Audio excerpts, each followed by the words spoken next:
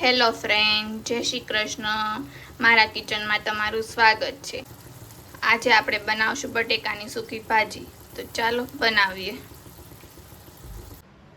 બટેટાની સૂકી ભાજી બનાવવા માટે આપણે લઈ લીધા છે બટેકા. હવે આપણે આને મૂકી દઈશું બાફવા માટે. તમે જોઈ શકો છો, આપણે આની અંદર પાણી નાખી દીધું છે. હવે આપણે આને મૂકી દઈશું બાફવા. તો ચાલો, જોઈ શકો છો, આપણે બટેકા બાફવા મૂકી દીધા છે અને 2 સીટી થાય ત્યાં સુધી આપણે બાફવા દઈશું.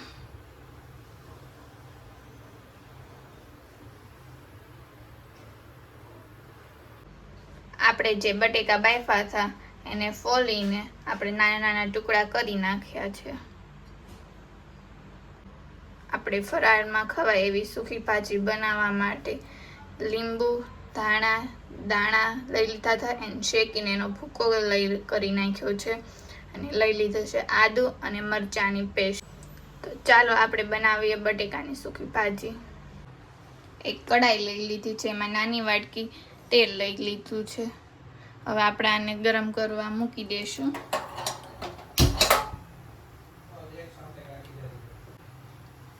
જોઈ શકો છો, આપણું તેલ ગરમ થઈ ગયું છે.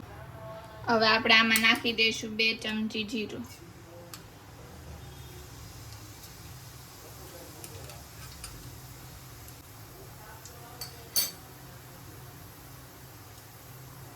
ત્યાર પછી નાખી દઈશું મરચી અને આદુની પેસ્ટ.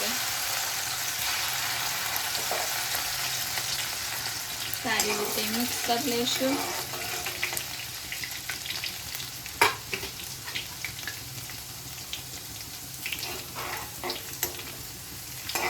હવે આમાં નાખી દઈશું બટેકા.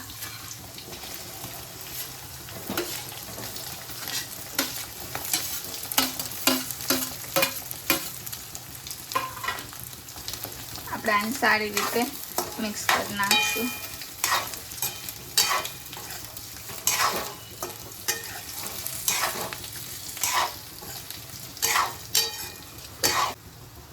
હવે આપણે આમાં નાખી દઈશું 1 ચમચી મીઠું, સિંધુ નમક છે.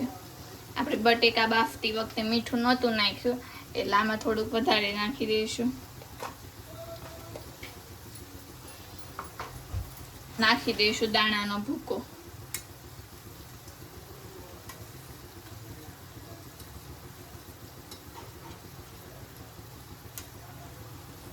અને આપણે સારી રીતે મિક્સ કરી નાખશું.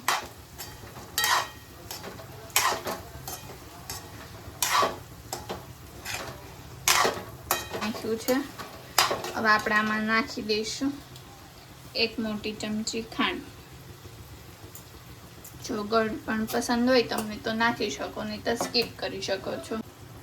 2 મિનિટ માટે આપણે હલાવીને આમ જ રહેવા દઈશું. હવે આપણે આમાં નાખી દઈશું ધાણા.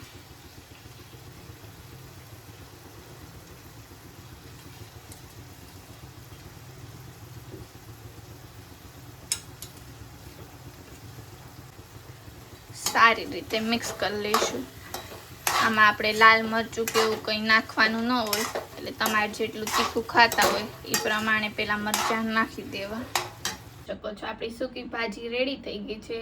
એ આપણે ફરાળી રોટલી સાથે ખાવાના છીએ. જો ફ્રેન્ડ, તમને મારો વિડીયો ગમ્યો હોય તો લાઈક કરજો. નવા વિડીયો જોવા માટે સબસ્ક્રાઈબ કરજો. Thank you.